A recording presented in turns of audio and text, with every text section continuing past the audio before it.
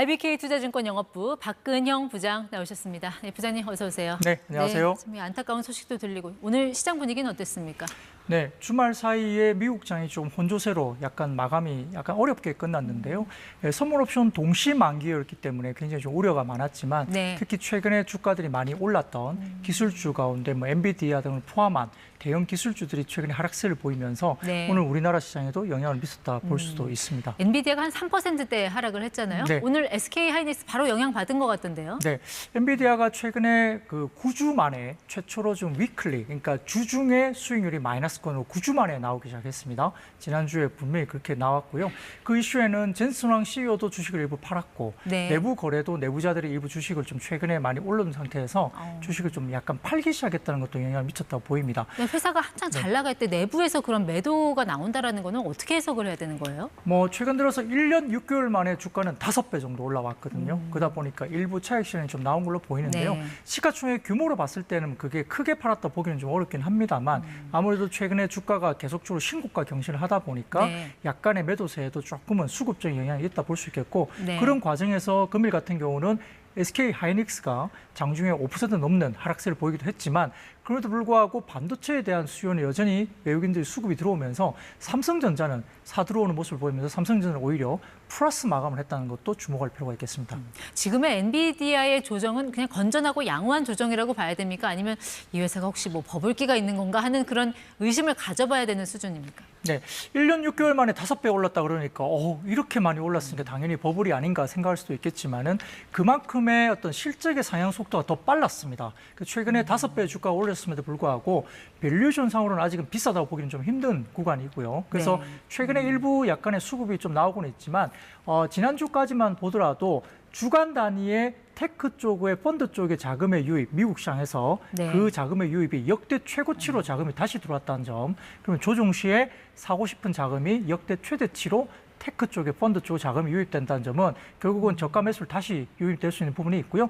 이번 주에 아마 마이크론에 대한 실적 발표가 예정돼 있기 때문에 시장을 충족시켜주는 내용이 만약에 나온다고 한다는 가정이라면 네. 아마 좀 변곡점이 될 수도 있겠습니다. 마이크론 실적 발표 언제입니까? 우리 이번 주 시간으로? 28일 정도인가요? 아마 이번 주 후반 정도에 마이크론 실적과 향후에 HBM 관련된 이슈가 좀 불거질 것으로 보입니다. 네, 반도체 투자하시는 분들은 좀 주의 깊게 봐야 될 것 네. 같습니다. 자, 그리고 요즘 우리 국내 증시에서 눈여겨볼 만한 업종이 조선업. 여기서 여러 가지 좋은 소식들이 많이 들리는 것 같기도 하고. 네, 어떻게 봐야 될까요? 조선업종은? 네, 지난주에 제가 해운업종도 일부 말씀드렸지만 중동발 리스크가 여전히 조금 강화되고 있죠. 좀 더 서로의 싸움 분쟁이 좀 더 강화되고 있기 때문에 조선업종, 해운업종, 그리고 방산업종까지 상당히 그와 이슈와 있는 그런 네. 섹터들이 움직이고 있어요. 그래서 실질적으로 지난주에도 제가 해운업종 일부 말씀드렸지만 조선업종들도 그런 부분들이 역시 반영되고 있다 볼 수 있습니다. 과거에 태조 이방원 이런 신조어가 있었잖아요. 태양광, 조선 등등해서 그게 좀 맞아 떨어지는 게 아닌가 요즘 보면. 최근에 태양광 같은 경우는 좀 주춤한 모습이 분명히 네. 있습니다만 실질적으로 조선과 해운 쪽은 아무래도 조선 같은 경우는 컨테이너선이 지금 부족해지고 있습니다. 연초 같은 경우에는 지금 공급이 초과돼서 굉장히 우려가 많았던 상황이고요.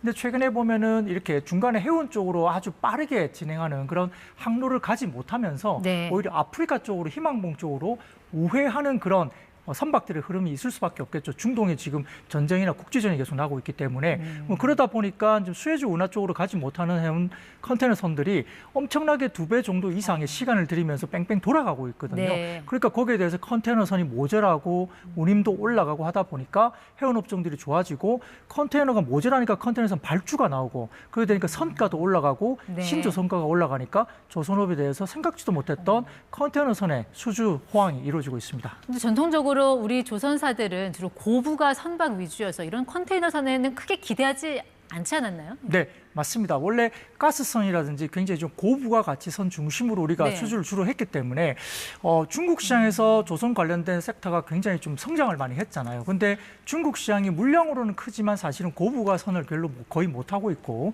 한국이 이런 부분들을 거의 독점하다시피 하다 보니까 고부가 선 중심으로 성장을 해왔는데 생각지도 못했던 컨테이너 선 관련된 슈퍼 사이클이 도래되면서 이 부분도 플러스 알파로 조선 업종이 긍정적으로 예. 작용하고 있습니다. 지난주 후반에 나왔던 나왔던 한화그룹이 이 미국의 조선사 뭐 인수했다라는 그 소식. 네. 네, 그것도 같은 흐름이라고 봐야 됩니까?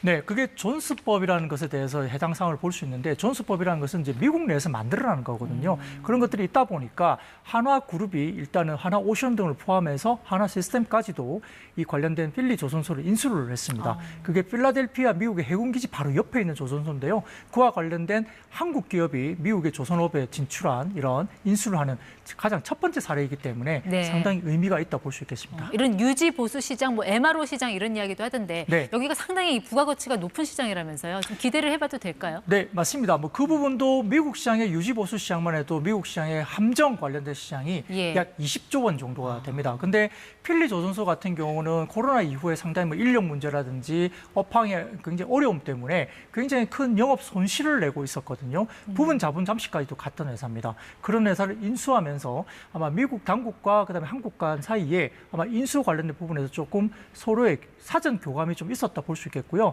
뭐 우리가 유지 보수뿐만 아니라 상당히 깊은 어떤 뭐 전투함이라든지 이런 것들까지 좀 더 깊은 수주를 받을 수 있는 기대감도 형성될 수밖에 없는데 거기에 방점은 한화 시스템이 이 인수에 같이 들어갔다는 거거든요. 그 관련해서 한화 시스템이 항법 체계라든지 이런 것들까지 할 수 있는 되기 때문에 단순한 유지 보수가 아니라 새로운 선박 건조가에도 기대를 네. 갖고 있는 겁니다.